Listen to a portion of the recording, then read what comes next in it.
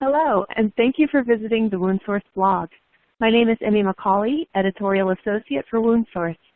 Today, Sylvia will be sharing her doctoral research on exploring the identity of the certified wound ostomy continence nurse in industry as her introductory WoundSource blog. Cindy, thank you so much for being here. Thank you, Emmy, for offering me this venue. What do I mean by professional ecology? I define it as the study of interactions among individuals and their environment. In this case, focusing on the professional social environment. How am I framing this study? By descriptively examining discourse among a sample of nurse individuals who share common bonds within a professional niche that happens to be a non-traditional role. I'm going to share the motivation behind my study, what led me to this place, and the surprising process that has emerged up to this point in time. Before I begin, let me share a bit about myself, since who I am in relation to this study is significant. I knew exactly where I was headed when I began my journey to my nursing doctorate. My desire to seek an answer to my research question was the rationale for pursuing my degree. As a WOCN and member of the WOCN Society for many years, my career path took me from the bedside to the medical device industry. My experience generated an urgency to explore the identity of nurses who venture beyond the traditional boundaries.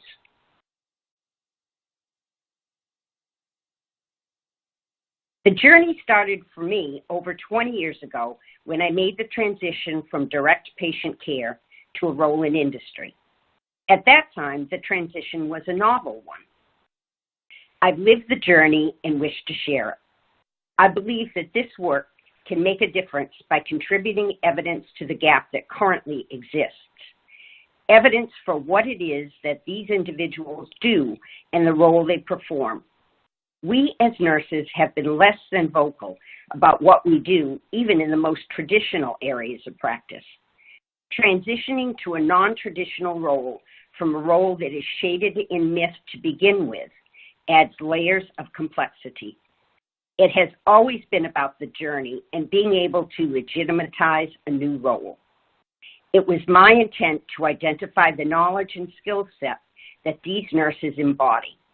I wanted to understand their role and define the boundary of this emerging subculture. Finally, I wish to provide a safe platform for these nurses to speak out.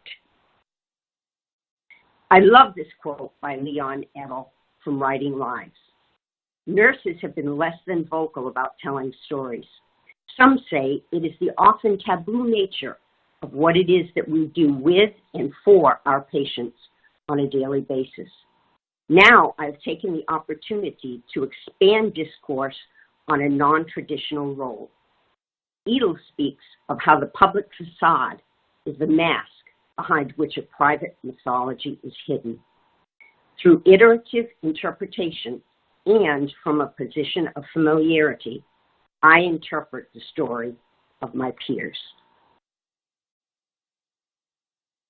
My dilemma is that I've placed myself in a position as a researcher among colleagues, an insider.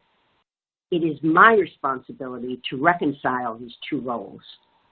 Familiarity greatly influenced my work, and I was fortunate to have been taught by two experts, Sarah Delamont and Paul Atkinson, during my studies at Cardiff University.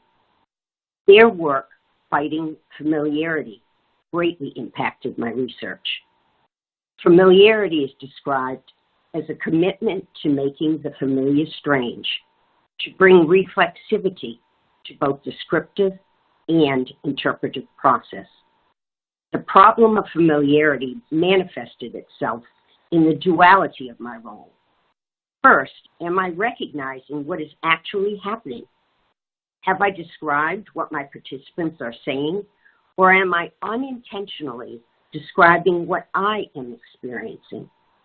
Second, am I missing something that is staring me in the face because it is so much a part of everydayness to me? I've concluded that I can never truly know the answer for sure. I think of my own perception as a filter that enables me to describe and interpret the story of my participants in a way that would not be possible from an outsider's perspective.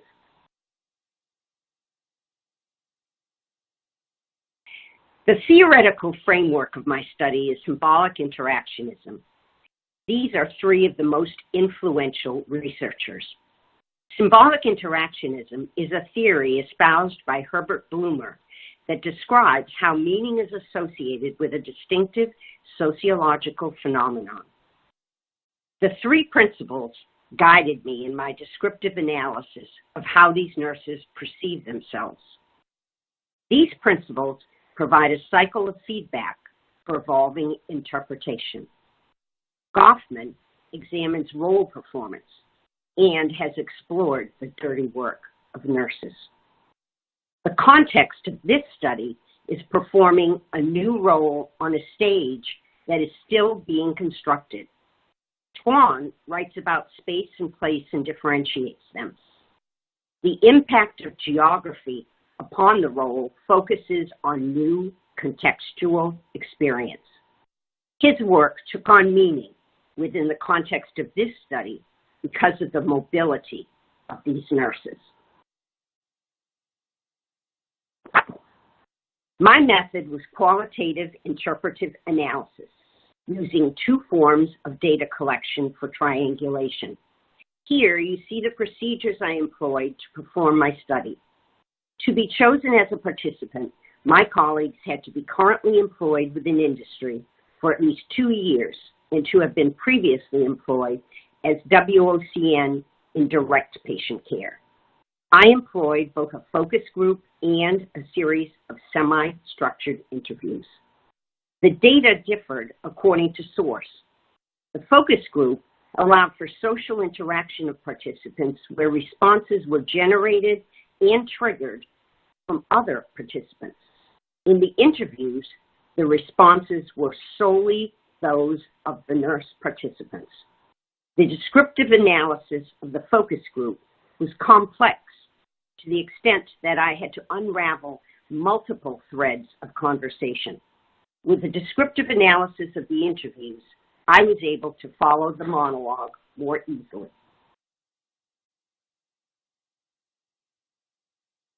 A focus group was implemented in 2014, and a series of 6 interviews were conducted the following year. The focus group provided a microenvironment for sharing while offering me the opportunity to mine a significant amount of data early on. By the end of this journey, I organized findings under 4 primary themes, but each data collection method yielded broad themes and multiple sub-themes. Emergent themes from my focus group were process of career change, how they see themselves, how they feel they are perceived by others, what sets them apart, and network of support. Home is a place of comfort, yet space is new terrain, and these nurses are continually making place of space. When space becomes familiar, it is place. The social self is one's feelings about the imputed attitudes of others toward oneself. Being on the dark side exemplifies the meaning expressed by participants who have interpreted feelings of being a traitor from social interaction with others. As one of my nurses stated, coming into this role, I did find a huge negative. I think it went away for a little while, not as bad as it used to be, but a nurse that moves from patient care into an industry role is seen as a traitor by other nurses who are certified in that area. Many times you can overcome it with your direct customers, but when you come to a conference or you are working with a membership committee, you aren't treated equally. The thing is that we are judged as leaving our ethical side over here because now we work for a company. And that's so untrue in this group. Boots on the ground is a link to empirical experience and ties to earlier clinical experience. It depicts credibility that nurses offer in communication to customers. They are the bridge. During the following year, the interviews were open-ended, and I was able to prepare for conversation with each nurse in a way that permitted me to probe more deeply. Here are the emergent themes from the 6 interviews: how they see themselves, role, impact of role on professional identity, and independence and control. Evolved from thematic analysis was an ever-shifting cascade of themes and sub-themes. Interpretive analysis is an iterative process that involves immersion in the data, first within a descriptive realm and then on an interpretive level with cross-verification of contextual data. The process is fluid and the secret becomes how to be comfortable with chaos. Regardless of geography, themes were resounding, such as being a nurse, which is the legacy that grounded all nurses. As one nurse shared, "We're nurses first. I say I'm a nurse. I don't know that's ever going to come out of me." A sense of adventure, of being autonomous, a love of change, lifelong learning, to teach, to be spontaneous, to share experiences beyond their comfort zone, and to make a difference, describes their approach to performance. The nurses see themselves as experts, recognized for their unique knowledge and skill set. They feel that a part of their leadership role is being a voice of the bedside nurse. Their practice is mobile, and they experience a spectrum of social exchange. The individuals with whom they interface are their role set, and those members of the role set interact with the occupant of the role, each in separate lines of action and communication. Role set is a function of social mechanisms and affects the expectations of others. Role sets reflect the complexity of social structure and relationships within society. The nurse participants see themselves as perceived by others along a continuum. The way that nurses see themselves and the way they perceive how others see them is framed by the context of their social interaction and their own unique role set. Much complex work is done along the journey to professionalization. Part of that work is examining practice of what it is that we do. It takes courage to self-examine. As Everett Hughes wrote on Frontiers of Work, it is like looking hard in the glass to see if one has wrinkles. My claim is that I've begun that task of studying my own cohort and demonstrating evidence about this new zone of practice, this space between two worlds.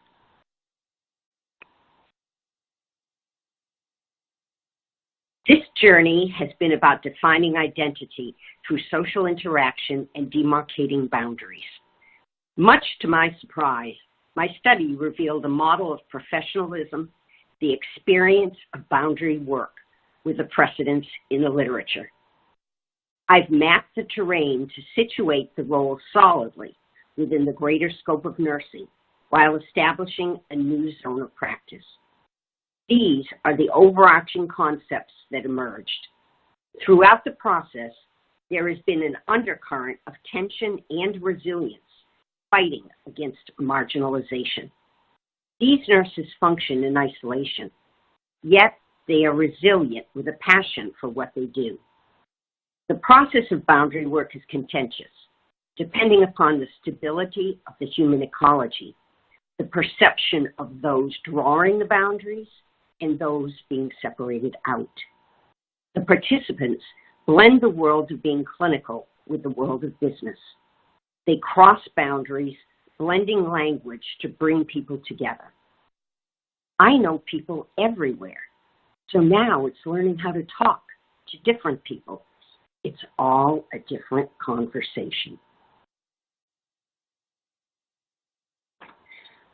What might the future hold?